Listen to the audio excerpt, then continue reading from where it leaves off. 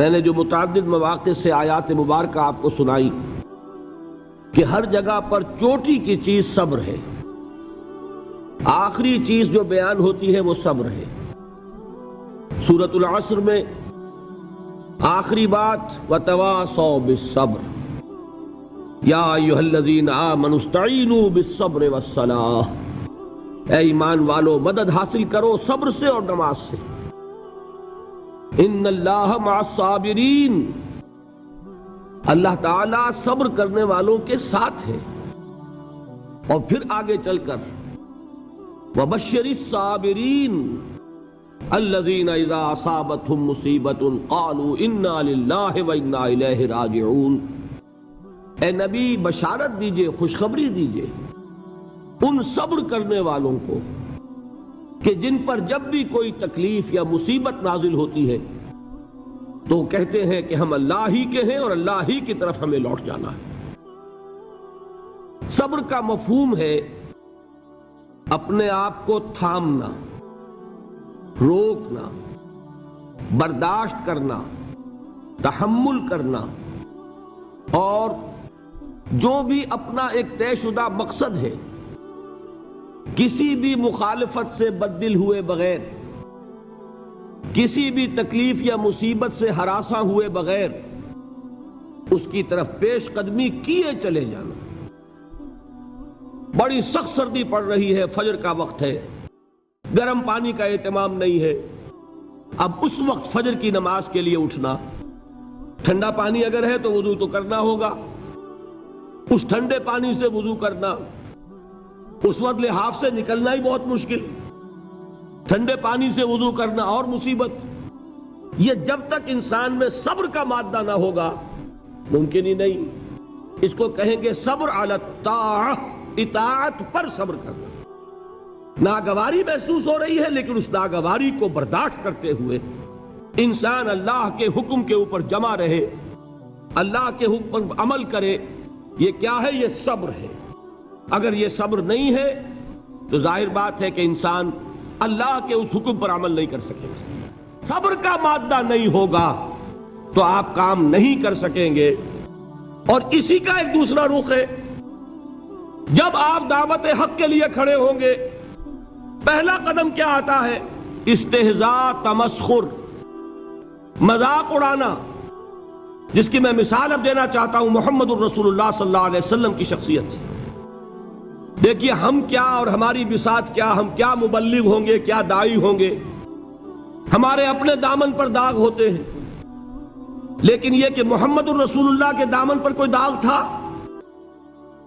ان کو تو سارے مکے والے الصادق الامین کہتے تھے، نہایت محبوب شخصیت تھے، ان کے لیے تو جا صادق، جا الامین، یہ الفاظ سننے میں آتے تھے، آنکھوں کا تارا۔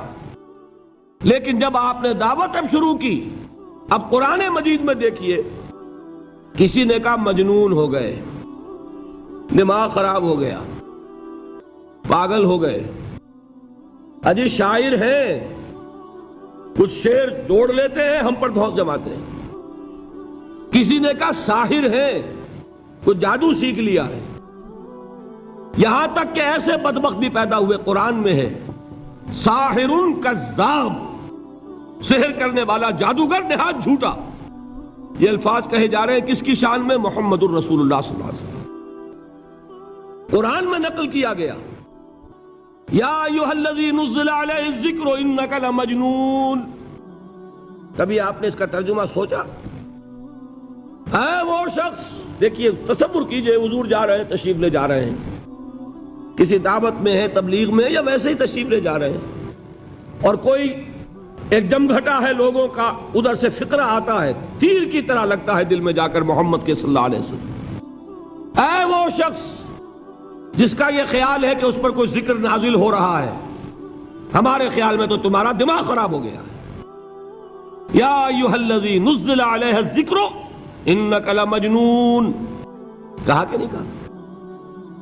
اور یہ نہ سمجھیے کہ حضور صلی اللہ علیہ وسلم کے قلب مبارک کو تکلیف نہیں ہوتی تھی۔ میں قرآن سے ثابت کروں گا، میں کہیں کوئی کہانیاں بیان نہیں کرنا چاہتا۔ قرآن نے کہا ہے وَلَقَدْ نَعْلَمُ انک یضیق صدرک بما یقولون، اے نبی ہمیں خوب معلوم ہے صلی اللہ علیہ وسلم کہ جو کچھ یہ لوگ کہہ رہے ہیں اس سے آپ کا سینہ بھنجتا ہے، یہ جو گھٹن ہوتی ہے، صدمہ ہوتا ہے۔ انک یضیق صدرک بما یقولون، ہمیں خوب معلوم ہے کہ جو کچھ یہ باتیں آپ کو سننی پڑ رہی ہیں، یہ کڑوی کسیلی باتیں، یہ جو فقرے چست ہو رہے ہیں، استہزاء ہو رہا ہے، تمسخر ہو رہا ہے۔ سورہ حجر میں ہے، ایک جگہ کھڑے ہوئے لوگ قرآن کا مذاق اڑا رہے ہیں، بھائی فلاں آیت تم لے جانا، فلاں آیت میری ہوگی، اس کے ٹکڑے کر رہے ہیں، اس کے ٹکڑے حصے بکھرے کر کے قیمہ بنا کر ان آیات کا تمسخر اڑا رہے ہیں۔ ایک جگہ قرآن مجید میں مذکور ہے کہ فرشتوں کا مذاق اڑ رہا ہے، بھائی یہ دیکھو محمد نے کہا ہے صلی اللہ علیہ وسلم کہ جہنم پر تو کل 19 فرشتے ہیں، علیہا 19 قرآن میں آیت نازل ہوئی۔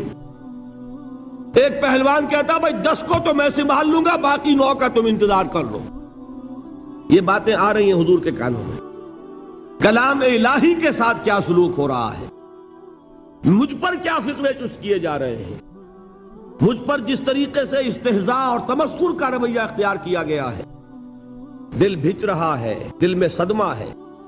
دیکھیے سورہ نون ہے، اور میرے نزدیک یہ دوسری وحی ہے جو حضور پر نازل ہوئی ہے، اس کی ابتدائی آیات، نون والقلم وما یسطرون ما انت بنعمت ربک بمجنون وَإِنَّ لَكَ لَأَجْرًا غَيْرَ مَمْنُونٍ وَإِنَّكَ لَعَلَىٰ خُلُقٍ عَظِيمٍ فَسَتُبْصِرُ وَيُبْصِرُونَ بِأَيِّكُمُ الْمَفْتُونُ إِنَّ رَبَّكَ هُوَ يَعْلَمُ بِمَنْ ضَلَّ عَنْ سَبِيلِهِ وَهُوَ أَعْلَمُ بِالْمُهْتَدِينَ۔ نون، قسم ہے قلم کی اور جو کچھ یہ لکھتے ہیں۔ اے نبی آپ اپنے رب کی نعمت سے مجنون نہیں ہیں۔ یہ کیوں کہا جا رہا ہے؟ حضور کو جو صدمہ پہنچا ہے وہی نازل ہوئی ہے دل جوئی کے لیے، تسلی کے لیے۔ آپ کیوں برا منا رہے ہیں؟ اے نبی آپ کیوں صدمہ اور رنج اور اندوہ محسوس کر رہے ہیں؟ ان بدبختوں کے کہنے سے کوئی آپ مجنون ہو جائیں گے؟ مانتا بے نعمت رب کا بھی مجنون وَإِنَّ لَكَ لَأَجْرًا غَيْرَ مَمْنُونٍ، آپ کو جو یہ صبر کرنا پڑ رہا ہے، آپ کو جو یہ جھیلنا پڑ رہا ہے، اس کی وجہ سے آپ کو وہ اجر ملے گا جس کا سلسلہ کبھی منقطع نہیں ہوگا۔ وَإِنَّكَ لَعَلَىٰ خُلُقٍ عَظِيمٍ، اور اے نبی آپ تو خلق عظیم کے حامل ہیں۔ آپ کا اخلاق، آپ کا کردار، آپ کی سیرت، آپ کی شخصیت میں طہارت، نفاست، پاکیزگی، آج تک دنیا نے کوئی پاگل، کوئی مجنون ایسا بھی دیکھا؟ یہ ساری باتیں اللہ تعالیٰ حضور کی دلجوئی کے لیے فرما رہے ہیں۔ اس سے آپ اندازہ کیجئے کہ کتنا صدمہ ہوتا ہوگا۔ یہی ہے، اس ساری چیز کو جمع کیجئے تو یہ چیز کیا ہے؟ وَاصْبِرْ عَلَىٰ مَا يَقُولُونَ وَاهْجُرْهُمْ هَجْرًا جَمِيلًا، صبر کرو اے نبی، صبر کرو اے محمد صلی اللہ علیہ وسلم، جھیلو اور برداشت کرو اس پر جو یہ کہہ رہے ہیں۔ يُرِيدُونَ لِيُطْفِئُوا نُورَ اللَّهِ بِأَفْوَاهِهِمْ، یہ چاہتے ہیں کہ اللہ کے نور کو اپنے منہ سے بجھا دیں، پھونکے مار کے ہی بس۔ نور خدا ہے کفر کی حرکت پہ خندہ زن، پھونکوں سے یہ چراغ بجھایا نہ جائے گا۔ یریدون لیطفئوا نور اللہ بافواہہم واللہ متم نورہ ولو کرہ الکافرون، یہ چاہتے ہیں کہ اپنے منہ کی پھونکوں سے اللہ کے نور کو بجھا دیں، حالانکہ اللہ تعالیٰ تو اپنے نور کا اتمام فرما کر رہے گا، خواہ ان کافروں کو کتنا ہی ناگوار ہو۔ اس کی ترجمانی ہے نور خدا ہے کفر کی حرکت پہ خندہ زن، پھونکوں سے یہ چراغ بجھایا نہ جائے گا۔ یہی وجہ ہے، دیکھیے مکی صورتوں میں خود نبی اکرم صلی اللہ علیہ وسلم کو اتنے مختلف پیرایوں میں صبر کا حکم دیا گیا۔ کچھ مثالیں میں دے چکا ہوں، وَلِرَبِّكَ فَاصْبِرْ، اسی طریقے سے وَاصْبِرْ كَمَا صَبَرَ أُولُو الْعَزْمِ مِنَ الرُّسُلِ، اے نبی صبر کیجئے جیسے کہ صبر کیا ہمارے اولو العزم رسولوں نے۔ وَاصْبِرْ وَمَا صَبْرُكَ إِلَّا بِاللَّهِ، اے نبی صبر کیجئے اور آپ کا صبر تو اللہ ہی کے سہارے ہے۔ وَاصْبِرْ لِحُكْمِ رَبِّكَ، یہ سورہ نون جس کی ابتدائی آیات میں نے آپ کو سنائی، نون والقلم وما یسطرون ما انت بنعمت ربک بمجنون.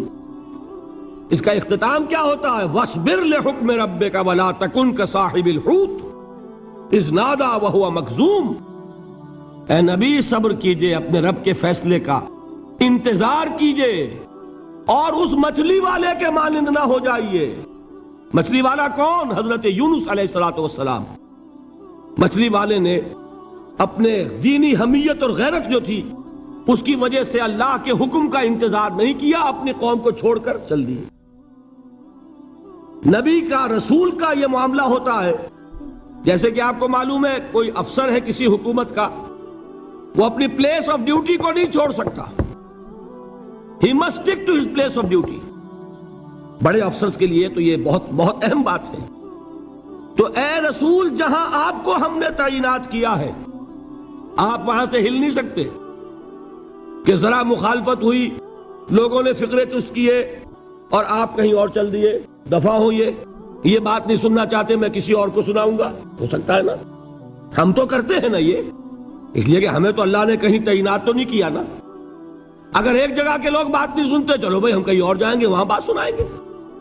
لیکن رسول کا معاملہ ہوتا ہے جو اس کی پلیس آف اپوائنٹمنٹ ہے، he cannot leave his place without the express permission of Allah subhanahu wa ta'ala. آپ نے یہ سنا ہوگا، سیرت کی تقاریر میں پڑھا ہوگا کہ مدینے کی طرف ہجرت کی اجازت حضور نے تمام صحابہ کو دے دی. خود منتظر رہے جب تک کہ اللہ کی طرف سے اجازت نہیں آ گئی. حضرت ابو بکر پوچھتے رہتے تھے حضور اجازت آ گئی کہ نہیں؟ نہیں ابھی نہیں آئی. حضور اذن آ گیا؟ نہیں آیا. ابھی نہیں آیا. حبشہ کی طرف سب کو بھیج دیا، اجازت دے دی جو جانا چاہے چلا جائے. حضور کی صاحبزادی جو حضرت عثمان کے نکاح میں تھی وہ بھی ہجرت کر رہی ہیں، لیکن حضور تو نہیں گئے. رسول نہیں چھوڑ سکتا اپنی جگہ کو. یہاں تک کہ تمام تقریباً صحابہ چلے گئے، حضور رہ گئے، حضرت ابو بکر رہ گئے، حضرت علی رہ گئے. اور حضرت ابو بکر پوچھ رہے ہیں بار بار اجازت آئی یا نہیں؟ نہیں ابھی نہیں آئی. حضرت عائشہ نے واقعہ بیان کیا کہ ایک روز اچانک دوپہر کے وقت ہم نے دیکھا کہ حضور نے اپنے پورے جسم کو ڈھانپا ہوا ہے، چہرے کو بھی کپڑے میں ڈھانکا ہوا ہے اور تشریف لا رہے ہیں. یہ اس میں تعجب کی بات یہ کہ عرب میں آج بھی آپ کو معلوم ہے کہ یہ چیز جو ہے ان کی روایات کے خلاف ہے کہ دوپہر کے وقت کوئی کسی سے ملنے جائے. یہ وقت جو ہے قیلولے کا ہے، آرام کا ہے. تو این ٹھیک دوپہر کے وقت تشریف لائے حضور. آپ نے آ کے حضرت ابو بکر سے فرمایا کہ اجازت آ گئی ہے. حضرت ابو بکر نے بہت خوش ہو کر ایک بات کہی، حضور میں نے 2 اونٹنیاں تیار کی ہوئی ہیں. یعنی اب آپ وہ تو سوچتے تھے نا شاباش ملے گی کہ میں نے تیاری کی ہوئی ہے. میں نے 2 اونٹنیوں کو خوب کھلا پلا کے فربا کیا ہوا ہے، بڑی توانا ہے تاکہ ہم تیزی کے ساتھ سفر کر سکیں. حضور نے توقف کیا، فرمایا ہاں ٹھیک ہے، 1 اونٹنی میں استعمال کروں گا لیکن میں اس کی قیمت ادا کروں گا. حضرت ابو بکر کی آنکھوں میں آنسو آ گئے. روتے ہوئے کہا حضور مجھ سے یہ مغایرت، کیا یہ جان اور مال کسی اور کے لیے ہے؟ آپ مجھ سے بھی کہہ رہے ہیں میری اونٹنی جو ہے وہ بھی بلا معاوضہ آپ قبول نہیں فرما رہے. یہ ہے محمد الرسول اللہ کی غیرت اور حمیت کا معاملہ. اب دیکھیے ایک بات عجیب ہے، یہ ربط اپنے ذہن میں رکھیے. اللہ تو صبر کی تلقین کر رہا ہے اپنے رسول کو، اور رسول یہی تلقین کر رہے ہیں اپنے صحابہ کو. صبر کرو، جھیلو، برداشت کرو، ہاتھ مت اٹھانا، کوئی جوابی کارروائی نہیں ہوگی، بلکہ اپنے اوپر جھیلو جو کچھ جھیلنا ہے، ڈٹے رہو، پیچھے مت ہٹنا، یہ صبر ہے. لیکن ہاتھ اٹھانے کی اجازت نہیں.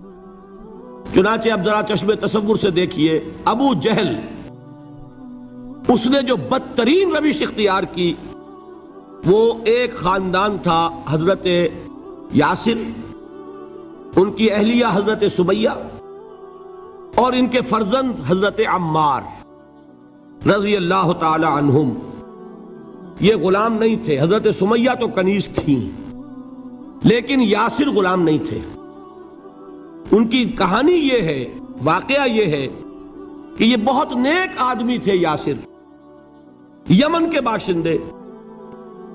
انہیں کو خواب میں بشارت ہوئی کہ نبی کا ظہور ہونے والا ہے مکے میں، جاؤ شاید ان کے قدموں تک پہنچ جاؤ۔ یہ یمن سے ترک وطن کر کے مکے آ گئے۔ ابو جہل کا ایک چچا تھا، بہت شریف النفس انسان، اس کے ساتھ معاہدہ کیا حلیف بن کر، اور وہ مکے میں رہنے لگے۔ اس لیے کہ یہ نوٹ کر لیجئے، مکہ اس وقت ایک قبیلے کا شہر تھا، صرف قریش۔ یا قرشی رہ سکتا تھا وہاں، یا قرشی کا حلیف، کہ اگر تو کسی قرشی نے آپ کو امان دی ہوئی ہے تو آپ رہ سکتے ہیں مکے میں، ورنہ نہیں۔ یا تیسرے قرشی کا غلام، غلام تو ملکیت ہی ہے اس کی، جیسے بھیڑ بکری ہے کسی قرشی کی، اسی طرح اس کے غلام ہے۔ یہ تین کیٹیگریز تھی انسانوں کی مکے میں۔ اسی کو نوٹ کیجئے کہ جو بیچارے غلام تھے وہ سب سے زیادہ ستائے گئے، اس لیے کہ غلاموں کے تو حقوق ہی کوئی نہیں تھے۔ بلال غلام تھے، ابو فقی غلام تھے، زنیرہ ایک کنیز تھی، ان کو جو ماریں پڑی ہیں اس کا آپ کو معلوم ہے۔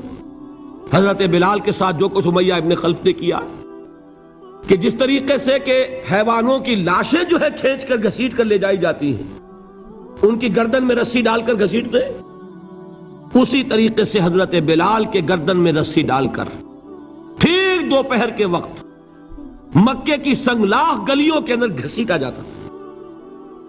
نیچے زمین جل رہی ہے توے کی طرح، اور ویسا بھی ہوتا تھا کہ چت لٹا دیا، اوپر سے وہ آگ مکے کا، کہ سورج جو ہے ذرا نوٹ کیجئے، آگ برسا رہا، نیچے زمین توے کی طرح جل رہی ہے، اور ایک بھاری سل بھی لا کر جو ہے سر پر رکھ دی، چھاتی پر رکھ دی گئی ہے کہ آواز نہیں نکل رہی، جھاگ نکل رہے منہ سے، لیکن اس حال میں بھی احد احد احد، ایک ایک اللہ، قل هو اللہ احد، الفاظ نکل رہے۔ یہ ہے وہ صبر، صبر علی الابتلاء، صبر علی الایذاء۔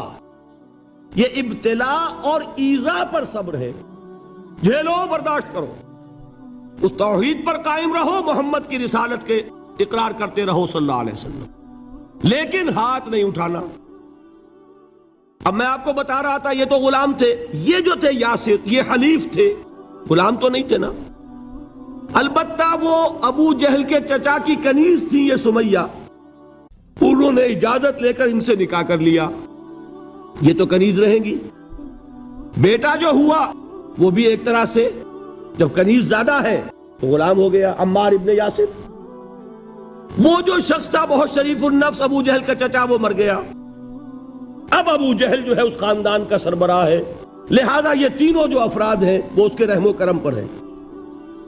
یاسر کو بھی پروٹیکشن اگر ہے تو ابو جہل کی ہے، ابو جہل جو چاہے کرے، اور سمیہ تو کنیز ہے ہی، اس کا تو کوئی حق ہے ہی نہیں، جو چاہے کرے، اور عمار ان دونوں کا بیٹا ہے، لہذا بدترین معاملہ کیا ابو جہل نے ان تین افراد کے ساتھ۔ حضرت سمیہ کے ساتھ جو کچھ کیا گیا ہے آپ اس کا تصور نہیں کر سکتے۔ بالآخر جو شہید کیا حضرت سمیہ کو ایذائیں دے دے کے، سسکا سسکا کے، ان کے جسم کے نازک حصوں کو جلا کے، داغ دے کر، کہتا کیا تھا، ایک دفعہ کہہ دو کہ میرا جو یہ بت ہے یہ بھی الہ ہے، مان لو میں چھوڑ دوں گا۔ تنگ آ گیا، کسی طریقے سے ایک دفعہ کہہ دو پھر میں چھوڑ دوں گا۔ لیکن یہ میاں بیوی حضرت یاسر اور حضرت سمیہ رضی اللہ تعالی عنہما، یہ ہے ثبات، یہ ہے صبر، یہ ہے استقلال، ایک مرتبہ بھی کہنے کے لیے تیار نہیں ہوئے، جو چاہو کر لو، اب ہم تو اس سے پیچھے نہیں ہٹیں گے۔ تنگ آ کر اس نے حضرت سمیہ کی تو شرمگاہ میں برچھا مارا ہے اور شہید کیا۔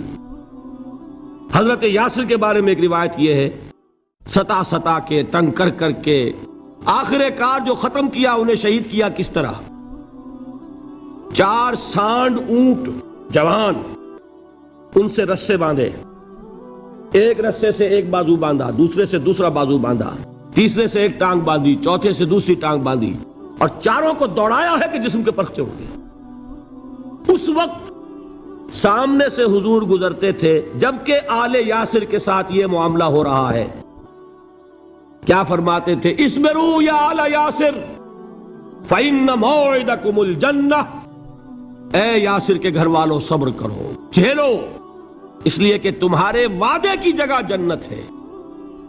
اللہ تعالیٰ ادھر آنکھ بند ہوگی ادھر جنت میں تمہارا داخلہ ہو جائے گا. یہ ہے تواصوا بالصبر والعصر ان الانسان لفی خسر. یہ تواصوا بالصبر پر کون عمل کر رہا ہے؟ محمد الرسول اللہ صلی اللہ علیہ وسلم. دے تو بھی محمد کی صداقت کی گواہی. یہ صداقت کی گواہی دیتے ہوئے انہوں نے اپنی جانیں دے دی. 4 سے لے کر 12 تک 8 برس اس کو کہتے ہیں پرسیکیوشن، فزیکل پرسیکیوشن، تشدد، مار پیٹ، جلانا، دہتے ہوئے انگاروں پر لٹانا، فاقے رکھنا، بھوکے رکھنا. ان کو ڈال دی گئی زنجیریں، گھروں میں بند کر دیا گیا نوجوانوں کو. حضرت عثمان کو چچا نے ان کے ایک چٹائی کے اندر لپیٹا اور دھونی دے دی. دم گھٹ رہا ہے، جان نکل رہی ہے. حضرت مصعب بن عمیر رضی اللہ تعالی عنہ، وہ نوجوان 200 درہم کا جوڑا ان کا سل کر آتا تھا شام سے تیار ہو کر. لباس معطر ہوتا تھا، جدھر سے نکل گیا پوری گلی جو ہے وہ معطر ہو گئی. انگلیاں اٹھ رہی ہیں، وہ جا رہا ہے مصعب، یہ خوشبو اس کی ہے. اس مصعب کے ساتھ کیا سلوک کیا؟ باپ تو مر چکا تھا، ماں نے پالا تھا، دولت بہت چھوڑ کر گیا تھا باپ، لہذا ماں نے بڑے ناز و نام میں پالا، بڑے لاڈ پیار میں. 200 درہم کا جوڑا تیار ہو رہا ہے. لیکن یہ کہ آپ کو معلوم ہے عرب کے اس معاشرے میں عورت کی کوئی حیثیت نہیں تھی، ماں کا اختیار نہیں تھا. چچا تھا اب سربراہ خاندان کا. چچا نے کہا مصعب اگر تم نے اپنے باپ کا دین چھوڑ دیا ہے تو باپ کی دولت پر بھی تمہارا کوئی حق نہیں ہے، نکل جاؤ گھر سے. اس نے یہ سوچا تھا کہ مصعب کے ہوش ٹھکانے آ جائیں گے، دن میں تارے نظر آ جائیں گے، ناز و نام میں پلا ہوا گھر سے نکل کے جائے گا کہاں؟ یہ سارا نشہ جو ہے توحید کا یہ ہرن ہو جائے گا. حضرت مصعب کا جواب بالکل برعکس تھا. اچھا ٹھیک ہے چچا جان، میں گھر چھوڑتا ہوں. وہی بات جو کبھی کہی تھی ابراہیم نے. باپ نے کیا کہا تھا؟ واجرنی ملیہ، جاؤ چلے جاؤ، دفع ہو جاؤ میری نگاہوں سے. حضرت ابراہیم نے کیا جواب دیا تھا؟ سلام علیک ساستغفر لک ربی انہ کان بی حفیہ. اچھا ابا جان آپ کا حکم یہی ہے تو میں چلتا ہوں، آپ پر سلامتی ہو، میرا رب مجھ پر بڑا مہربان ہے، میں اس سے آپ کے لیے استغفار کروں گا. جلدی. یہی جو ہے حضرت ابراہیمی کی نسل ہے نا قریش. آج ابراہیم کے ایک بیٹے کے ساتھ وہی معاملہ ہو رہا ہے مصعب کے ساتھ، اور مصعب چلنے کے لیے تیار ہو گئے. چچا نے سوچا میں سمجھتا تھا کہ ہوش ٹھکانے آ جائیں گے، یہ تو تیار ہو گیا نکلنے کے لیے. غصے میں آ کے اگلی بات کہی، یہ کپڑے جو پہنے ہوئے تم نے یہ بھی اسی مشرک باپ کی کمائی کے ہیں، اتارو ان کو. وہیں کپڑے اتارے، مادر زاد برہنہ گھر سے نکالے گئے. ماں کے پاس پہنچے، ماں نے آنکھوں پر ہاتھ رکھے. مصعب کیا ہوا؟ ماں سے کہتے ہیں کہ ماں میں موحد ہو گیا. اور وہاں سے گئے، پھر حضور کی خدمت میں کپڑے کہیں سے مانگے ہوں گے. یہ مصعب ہیں 200 درہم کا جوڑا پہننے والے. جب حضور پر مدینے کے 12 افراد ایمان لائے تھے، بیعت عقبہ اولیٰ ہوئی، انہوں نے کہا کہ حضور ہمیں کوئی شخص اپنا ایسا شاگرد دیجئے جو ہمیں قرآن پڑھا سکے. حضور نے حکم دیا مصعب جاؤ، اب مدینے جاؤ، یثرب جاؤ، یثرب والوں کو قرآن پڑھاؤ، انہیں تبلیغ کرو. مصعب گئے ہیں وہاں، 1 سال کی کمائی 75 افراد لا کر حضور کے جھولی میں اگلے سال ڈال دیے کہ حضور یہ میری 1 سال کی کمائی ہے. 72 مرد 3 عورتیں. بہرحال وہ مصعب بن عمیر ہیں جو غزوہ احد میں شہید ہوئے، اور جب شہید ہوئے تو ان کے جسم پر صرف ایک چادر تھی. یہی چیزیں ہیں اصل میں کہ جو ہمارے دلوں کو منور کرنے والی ہیں نور ایمان سے. وہ علم بردار تھے غزوہ احد میں، جھنڈا مسلمانوں کا ان کے پاس تھا. ایک ہاتھ پر ایک شانے پر وار پڑا، ہاتھ کٹ گیا، دوسرے سے تھاما، دوسرے پہ کٹ گیا، اب دونوں حصوں کے بچے ہوئے ٹکڑوں سے جھنڈے کو تھاما، گرنے نہیں دیا، یہاں تک کہ شہید ہو گئے. گرے ہیں تو جھنڈا گرا ہے. شکل میں حضور سے بہت مشابہ تھے. خبر اڑ گئی کہ محمد شہید ہو گئے صلی اللہ علیہ وسلم. یہ مصعب بن عمیر کا واقعہ ہے. جب ان کو اب دفن کرنے کا وقت آیا، اور شہید کے لیے کفن جو ہے اس کا وہی لباس ہوتا ہے جو شہادت کے وقت ہو. حضور کے سامنے ایک پرابلم پیش کیا گیا. حضور مصعب کے جسم پر تو ایک چادر تھی، اور وہ چادر بھی اتنی چھوٹی ہے، یعنی 2 گز کی چادر بھی نہیں ہے. اس سے اگر سر ڈھانپتے ہیں مصب کا تو پیر کھل جاتے ہیں، پیر ڈھانپتے ہیں تو سر کھلتا ہے، کیا کریں؟ حضور نے فرمایا سر ڈھانپ دو چادر سے اور پیروں پر گھاس ڈال دو۔ یہ آخری لباس ہے جو محمد کے اس دیوانے کو اس دنیا سے رخصت ہوتے ہوئے ملا ہے، جس کا 200 درہم کا جوڑا چلتا تھا۔ یہ ہے صبر۔ برداشت کیا کہ نہیں کیا؟ یہ خباب بن الارت پیشے کے لحاظ سے لوہار تھے۔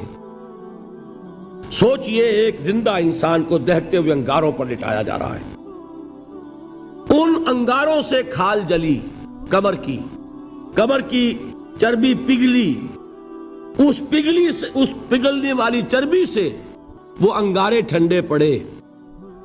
یہ سب کچھ جھیل رہا ایک شخص۔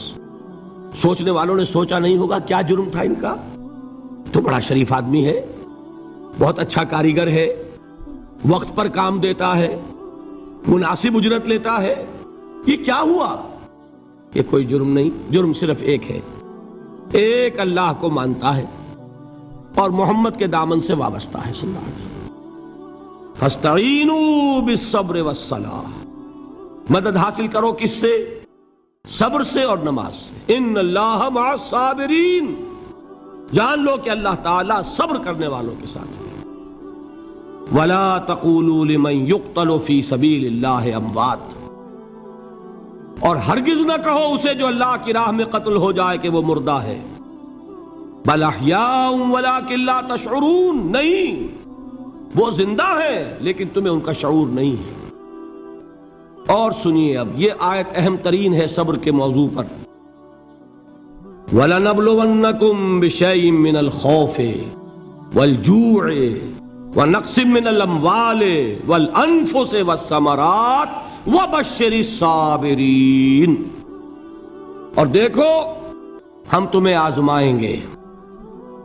وَلَنَبْلُوَنَّكُمْ، ہم لازماً آزمائیں گے تمہیں، بِشَيْءٍ مِّنَ الْخَوْفِ، خوف کی کیفیت طاری کر کے، والجوع، بھوک، فقر اور فاقہ، ونقص من الاموال، مالی نقصان، والانفس، جانی نقصان، والثمرات، اور ثمرات، پھلوں اور میووں کا نقصان۔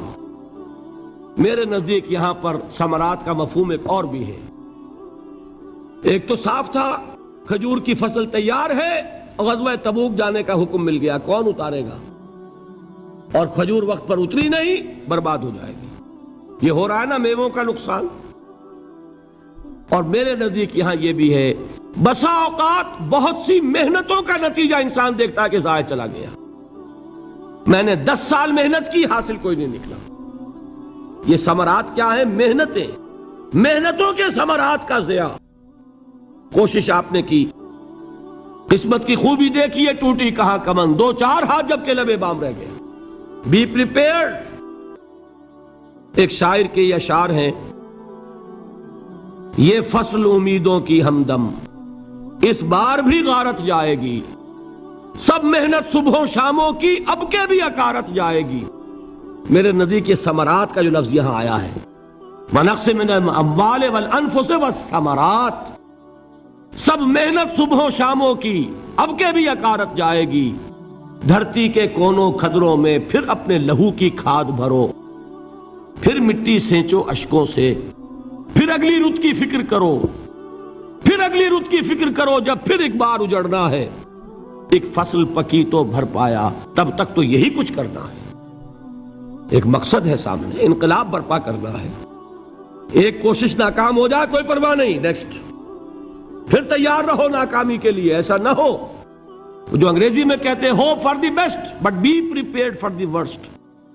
ایسا نہ ہو کہ دوسری مرتبہ ناکام ہو کے بددل ہو جاؤ، تمہاری ہمتیں جواب دے جائیں، نہیں، پہلے سے تیار رہو کہ دوسری مرتبہ بھی ناکامی آئے تو آئے، لیکن جب تک کہ کامیابی حاصل نہیں ہوتی ہمیں یہ کام کیے چلے جانا۔ دیکھیے سیرت میں آیا کہ نہیں یہ واقعہ؟ بدر میں مسلمانوں کو فتح ہوئی تو احد میں زک پہنچی کہ نہیں؟ 70 صحابہ شہید ہوئے کہ نہیں؟ اگر ان کی ہمتیں جواب دے جاتی تو گاڑی کیسے چلتی آگے؟ تو فرمایا وَلَنَبْلُوَنَّكُمْ بِشَيْءٍ مِّنَ الْخَوْفِ وَالْجُوعِ وَنَقْصٍ مِّنَ الْأَمْوَالِ وَالْأَنفُسِ وَالثَّمَرَاتِ، ہم تمہیں لازماً آزمائیں گے خوف کی کیفیت سے، فقر و فاقے کی کیفیت سے، بھوک سے، جان کے نقصان سے، مال کے نقصان سے، محنتوں کے حاصل کے ضائع ہو جانے سے۔ وَبَشِّرِ الصَّابِرِينَ، اور اے نبی بشارت دیجئے صبر کرنے والوں کو۔ الَّذِينَ إِذَا أَصَابَتْهُمْ مُصِيبَةٌ، وہ کہ جب ان پر کوئی تکلیف آئے، کوئی مصیبت آئے، کوئی آزمائش آئے، قالوا انا للہ وانا الیہ راجعون، وہ یہ کہیں کہ ہم اللہ ہی کے ہیں، اللہ ہی کی طرف لوٹ جانا ہے۔ یہ وہی انداز ہے جو میں نے فارسی کا شعر سنایا تھا آپ کو کہ سرے تسلیم خم ہے جو مزاج یار میں آئے۔ وہ ہمارا مولا ہے، ہمارا آقا ہے، اگر اسے یہی منظور ہے تو ہمیں بھی یہی منظور ہے۔ میں نے تسلیم و رضا کی بات کی تھی نا، آپ کو کچھ شعر سنائے تھے، ایک شعر اور سنیے، اور یہ کس کا ہے؟ محمد علی جوہر کا۔ ایک مرتبہ جیل گئے، ان کی ایک بیٹی جوان بیمار ہوئی، فوت ہو گئی، باہر چھوڑا انگریز نے، جاؤ بھائی دفن کر دو بیٹی کو۔ دوسری مرتبہ جیل گئے، دوسری جوان بیٹی اسی مرض میں مبتلا ہوئی، اب یہ جیل میں ہے، خبر پہنچی کہ دوسری بیٹی کے اوپر بھی اسی مرض کا حملہ ہوا ہے۔ ایک نظم لکھی ہے جس کا آخری شعر یہ ہے، تیری صحت ہمیں منظور ہے لیکن اس کو نہیں منظور تو پھر ہم کو بھی منظور نہیں۔ یہ ہے، جب تک یہ کیفیت نہ ہو اس میدان میں آدمی ثابت قدم نہیں رہ سکتا کہ میرے رب کو اگر یہ منظور ہے تو یہی مجھے منظور ہے، اور تیری صحت ہمیں چاہیے تو ضرور لیکن ہمارے رب کو منظور نہیں تو ہمیں بھی منظور۔ راضی برضائے رب۔ وَبَشِّرِ الصَّابِرِينَ الَّذِينَ إِذَا أَصَابَتْهُمْ مُصِيبَةٌ قَالُوا إِنَّا لِلَّهِ وَإِنَّا إِلَيْهِ رَاجِعُونَ۔ نہ شود نصیب دشمن کے شود ہلاک تیغت، سر دوستہ سلامت کے تو خنجر آزمائی۔ اولئک علیہم صلوات من ربہم ورحمہ، یہی ہے وہ لوگ جن پر ان کے رب کی طرف سے عنایتیں ہیں اور رحمتیں ہیں۔ وَأُولَئِكَ هُمُ الْمُهْتَدُونَ، اور یہی ہے وہ لوگ جو کامیاب ہونے والے ہیں، ہدایت پانے والے، ہدایت یافتہ۔ وَالصَّابِرِينَ فِي الْبَأْسَاءِ وَالضَّرَّاءِ وَحِينَ الْبَأْسِ، اور صبر کرنے والے، اصل نیکی ان کی ہے، جسمانی تکلیفوں میں صبر کرنے والے، فقر اور فاقے میں صبر کرنے والے، اور جنگ کے وقت صبر کرنے والے۔ اولئک الذین صدقوا واولئک هم المتقون، یہ ہے وہ لوگ جو صبر کرنے والے ہیں، یہ ہے جو سچے ہیں، جو اپنے دعوے میں نیکی کے اور ایمان کے صادق ہیں، اور یہی وہ لوگ ہیں جو متقی۔ اللہ تعالیٰ نے کیسے کیسے مسلمانوں سے کہا، مسلمانوں تمہیں زک پہنچی ہے تو انہیں بھی تو پہنچی تھی، ان کے 70 نہیں مارے گئے تھے بدر میں، ان کے حوصلے جو ہیں وہ تو پست نہیں ہوئے، وہ اگلے سال آ گئے تم پر چڑھائی کر کے، تم کیوں اتنا برا مان رہے ہو؟ تمہارے دل اتنے زخمی کیوں ہو گئے؟ تمہیں تکلیف پہنچتی ہے تو انہیں بھی پہنچتی ہے۔ اپنی غیرت جو ہے ہمیں ذرا اس کا جائزہ لینا چاہیے۔ لوگ باطل نظریات کے لیے کتنی قربانیاں دے رہے ہیں، لوگ باطل چیزوں کے فروغ کے لیے کتنی محنتیں کر رہے ہیں۔ جیسا کہ میں نے ابھی کہا تھا، اسی غیرت کو چیلنج کرنے کے لیے، ذرا آپ کی حمیت دینی کو جوش دلانے کے لیے، قادیانی نوجوان کتنی تعداد میں اپنے آپ کو دین کے لیے وقف کرتا ہے، اور آپ کتنے نوجوان ہیں جو اپنے آپ کو دین کے لیے وقف کر دیں، اور ہوں وہ کھاتے پیتے گھرانوں کے لوگ۔ یہ نہیں ہے کہ اگر کوئی اور کام نہیں کر سکتا تو پھر یہ ہے کہ وہ دین کے کام میں لگ جائے۔ باصلاحیت لوگ، کھاتے پیتے لوگ، ذہنی استعداد رکھنے والے لوگ، اونچے گھرانوں کے لوگ، وہ وقف کریں اپنے آپ کو دین کے لیے۔ اس کے بغیر کیسے باہر آ جائے گی، کیسے رونق آ جائے گی؟ تو دنیا میں باطل نظریات والے جو ہیں، یہ بات کہی گئی ہے، مسلمانوں تم اگر توحید کے لیے لڑ رہے ہو، دیکھتے نہیں ابو جہل کو، اس نے گردن کٹوائی ہے شرک کے لیے، شرک کے لیے گردن کٹوائے، اور تم توحید کے لیے گردن کٹوانے کو تیار نہ ہو۔ اس نے گردن کٹوائی کہ نہیں کٹوائی؟ اور کس طرح کٹوائی ہے؟ جو کہ بڑا متکبر قسم کا، فرعون قسم کا شخص تھا، جب گردن کاٹنے لگے تو کہتا ہے ذرا نیچے سے کاٹنا تاکہ جب تم نیزے کے اوپر چڑھاؤ میرے سر کو تو اونچا نظر آئے، معلوم ہو سردار کا سر ہے۔ وہ بدبخت مرتے ہوئے بھی جو اس کی یہ کیفیت تھی نا، اس کو ذہن میں رکھیے۔ تو یہ اس لوگوں نے قربانیاں دی، جانیں دی، تو فرمایا اگر تم ان سے زیادہ قربانی نہیں دو گے، یہ جو نوٹ کر لیجئے اس کو، مجرد اگر حق کو غالب کرنا اللہ کے ذمے ہو تو آنے واحد میں غالب کر دے گا، تمہیں تکلیف ہی دینے کی ضرورت نہیں۔ سمجھ رہے؟ کیا اللہ کے مقابلے میں کوئی باطل کی طاقت ٹھہر سکتی ہے؟ یہ تمہارے ایمان کا امتحان ہے، یہ تمہارے خلوص کی آزمائش ہے، یہ تمہارے امتحان کا ثبوت درکار ہے کہ اللہ تعالیٰ دیکھنا چاہتا ہے تم اس کے لیے اپنی جانیں قربان کرنے کو تیار ہو کہ نہیں، تم اس کے لیے تن من دھن لگانے کو تیار ہو کہ نہیں۔